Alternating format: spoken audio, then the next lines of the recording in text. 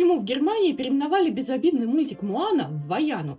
Да, если посмотреть афиши по Германии, да и не только по Германии, мне кажется, почти по всему Евросоюзу, за все страны не отвечаю, то мультик называется не «Моана», а «Ваяна».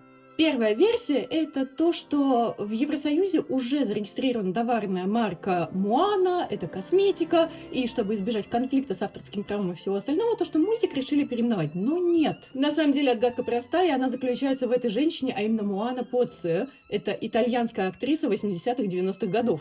И снималась она в фильмах для взрослых, для тех, кому больше 18 лет. И чтобы дети не гуглили ее имя, а именно Моана, решили в Евросоюзе переименовать мультик, и стал он Ваяной. Решение, конечно, интересное, я очень рада, что здесь так заботятся о детях. Только вот если гуглить в той же Википедии название мультика, то там стоит в скобках оригинальное название. А значит, дети знают, что у мультика два названия, могут гуглить как Ваяна, так и Моана. И, соответственно, все эти усилия зря.